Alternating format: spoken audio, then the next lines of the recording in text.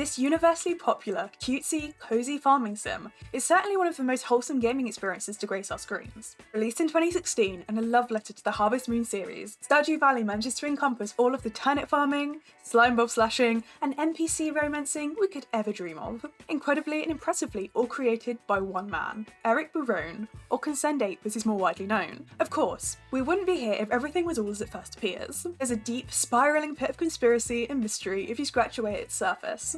The spiral goes deep, so I've rounded up some of what I think are the most interesting points and tried to avoid going into too much detail on the more common ones. But before we dive in, if you're new here, hi, welcome in, my name is Sbooskie and I make video essay content over here on YouTube, usually around cozy games, and I also stream over on Twitch. So if that's your thing, then drop a like/subscribe down below because I'd love to see you again in the next video. Anyway, let's jump in. Now, of course, there's a common fan theory that Abigail is in fact the daughter of the wizard, rather than Pierre. This has been long theorised due to her suspicious hair colour, fondness of the supernatural, and weird rock-eating traits. There's also some not very subtle text lines. However, a theory that I personally hadn't heard of until recently is that her kind of male counterpart, Sebastian, is actually a shadow person. Think Krobus, but not necessarily literally Krobus himself. Much like Abigail, Sebastian seems to have an affinity for the darker side of things. His favourite gifts including sashimi, frozen tears, obsidian, pumpkin soup and void eggs. Now, if we take a look at our friend Krobus, just as he's the only example of a shadow person that we can refer to, we can see that he too loves void eggs, pumpkins, and sells fish. It's also worth noting that Sebastian appears to have an affinity for the mines, mentioning in one line of text that he was injured by a crab while down there, and not to tell his mum. If the player marries Sebastian, he'll often gift them things from the mines, including obsidian and void essence. Void essence, you say? Who looks down the mines and drops void essence? Oh yeah, shadow people. Sebastian also likes slimes, and Krobus sells slime. They also both seem to prefer going out late in the day, with Sebastian getting up late and staying awake into the night, and Krobus being unable to go out in the sun. Suspicious, I think.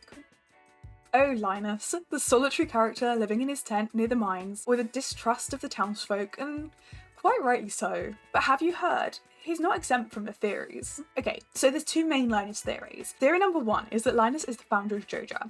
I mean, his living situation isn't necessarily circumstantial, he has a strong love of nature and being around it after all, and neither does it appear to be financial, with players often perplexed by his requests for expensive gems and high monetary rewards. His distrust and awkwardness around the townsfolk shouldn't be mistaken for hatred either. Linus attends events and wants to be part of the community. He's just wary, likely from prior events. Some have taken this information and theorised that Linus was once a business partner of Joja, with Morris. However, he was turned on by his partner and had a change of heart, or just realised on his own the damage the company was doing to the town he so loves, and then distance himself out of shame. Theory number two, although I believe it personally to be a bit more out of reach, is that Linus is Yoba. Yoba being the ancient deity of the valley, a god worshipped by some of the townspeople, with a shrine to Yoba being found in Pierre's general store. His outfit is very deity-esque, being made of golden leaves. He manages to find and rescue the player when they pass out from exhaustion too, and encourages kindness to humans and animals alike. Linus is also only shown to, beside the player character, really communicate with the wizard. Perhaps supernatural beings stick together? It's also worth noting that the shrine room and Linus's tent are very similar in shape. A subtle hint here perhaps? Now, a character with a lot of depth that perhaps doesn't get as much attention as they deserve is Ken, a soldier that returns from tour to Pelican Town in Year 2. It's implied that Ken has PTSD from his time in war, with difficulty sleeping and becoming agitated with sounds that remind him of being on duty, such as the sound of popcorn cooking. He also displays a dislike for the open field on the flower dance. I feel like Ken is an important character and love that Consend8 includes details like this to present real issues in an accessible format. Kent, however, is infamous for gifting the player character explosives in the mail. He stated that he found them in his tool shed, although no shed can be seen around his home. Thanks, Kent. As it seems is common with cozy games, of course, there's a theory that you are in fact dead, and it's all some kind of purgatory, although this is very unlikely to be canon. These theories are always interesting to take a look at. During the opening scene to the game, we see the dingy Joja office, where the player decides to take up their grandpa's offer of a farm in the country. However, in this sequence, a skeleton is seen sitting at one of the desks. Maybe this is you, having worked yourself to the bone. Characters in the valley never age, and even the player's own children never age beyond being a toddler. Does this mean that everyone is stuck in some kind of loop, repeating the same schedule and dialogue endlessly? Is the age they are in the valley the age that they left reality? It's also been speculated that it could explain the lack of real-life basics, such as taxes, rent, and bathrooms. Another speculation that's arisen in the Stardew community is that the TV host of the show Living Off the Land is actually your grandpa. You know, the one that passed away and gave you the farm. Now, we're not talking supernatural programming from beyond the grave, but rather these episodes are reruns of old episodes from many years ago. Once the player character reaches year 2 in-game, the host announces his retirement and that reruns will be broadcast from now on. Perhaps they've been reruns all along and have just looped through again. Looking at the character sprites of Grandpa and the TV presenter, we can also see some similarities in the two. Their eyebrows, moustache and head shape for instance. Notably, of course, the presenter is lacking Grandpa's long bushy beard. However, we can just put this down to the time difference between the show and when we last saw him. Now, I just couldn't get through this video without dropping in a special shout out for Mayor Lewis's purple shorts. I'm sure the majority of you are guilty of some of these things, and honestly, same. They deserve bringing up briefly, nonetheless. Now, for any of you that may be unaware, Mayor Lewis's shorts, definitely not underwear, are a bit of an infamous item in Stardew. Found in the bedroom of his not-so-secret lover, Marnie, although I'm pretty certain you can also acquire them by putting a staircase in your player's pants slot, though I think that's how I normally get them. The subject of these shorts arises pretty soon into the game. However, you might not want to rush into handing them back over to their rightful owner straight away. Other options for these spicy knickers include sticking them in the luau soup will trigger a secret response, but luckily doesn't affect your friendship with the townsfolk. Adding them to your Grange display at the full fair will cause Lewis to bribe you with 750 star tokens to keep them secret. And finally, if you keep hold of those bad boys and give them to Lewis when he's on Ginger Island, then he'll wear them as beach shorts. Although I think he's just trying to convince us that's what they are after all. No. The player also has the option to tailor the shorts with a gold bar, giving them a gold trim. This enables you to wear them yourself and harass the mayor to your heart's content. Marnie finds this hilarious.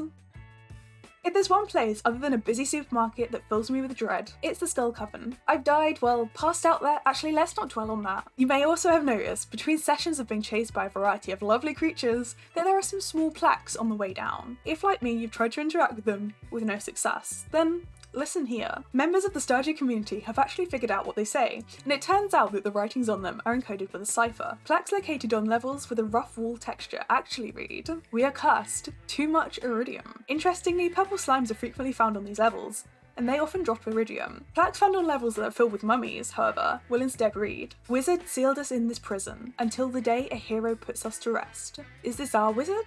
The one from the tower? Presumably and hopefully he had good intentions in sealing them away. I don't believe this one serves any real purpose, but I do think it's worth mentioning briefly as it's just a little creepy. On the earnings summary page at the end of the day, that A wasn't the 27th of the month and B did not have rain, there is a chance that a full moon will appear on screen. Clicking this 11 times should cause a man on / rather in the moon to appear, and he's pretty creepy. This one is actually pretty dark. In Stardew Valley, once you marry your chosen love interest, you can choose to have children.